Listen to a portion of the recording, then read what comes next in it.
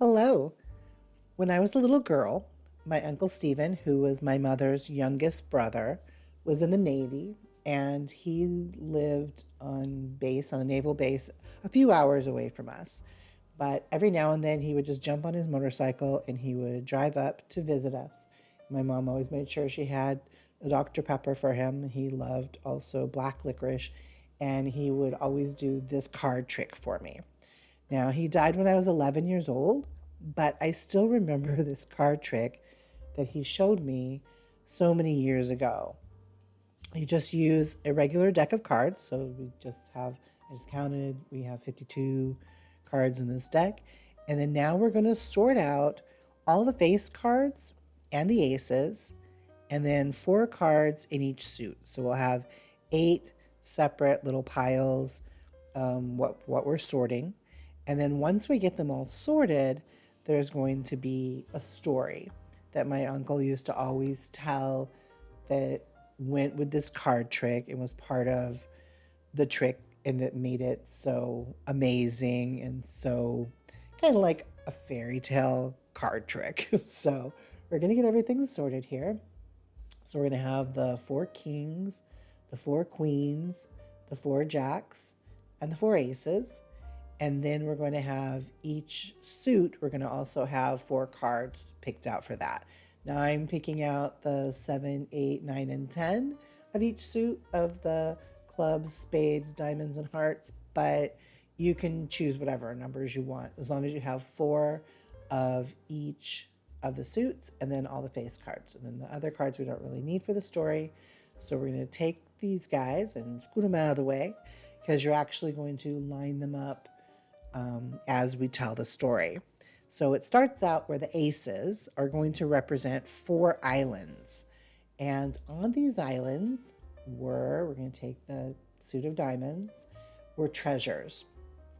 And of course, leaders and royalty, they had to find like every island there is that had any treasure and kind of go gather them up for themselves.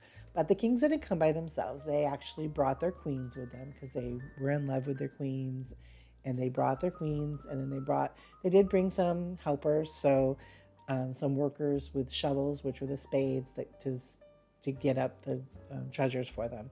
But then here come these bad guys, which were the jacks, and they came with their guys, which are the clubs, and they told the kings, you can choose. You can either keep your treasures or you can keep your queens. So the kings were in love with their queens. So they, true love with the hearts, chose their queens. But then a big storm came. So each of the islands got scooped up and they're in this big storm. And that's where we're going to shuffle them. That's the storm. They're just in their rows, as you can see. I didn't change anything yet. I just scooped them up as we told the story.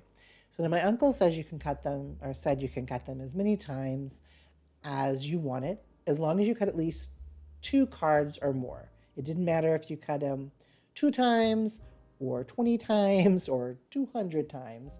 You could just keep cutting these cards as long as you use two or more, which represented the kings and their queens and their love for their queen. You could just keep cutting. So I don't know how many times I got here, like 5 or 6. So now, as we sort them back out into their 8 stacks, which are the face cards, the aces, and each of the suits, we're going to see how, didn't matter how many times you cut them, as long as you cut them with at least 2, when you stack them out like this, watch how each suit and face card and ace are totally back together. How this works, I have no idea. All I know is I loved when my Uncle Stephen did this trick for me. I was always mesmerized. Of course, he probably told the story better than I did too, of just how, they chose their queens over their treasures.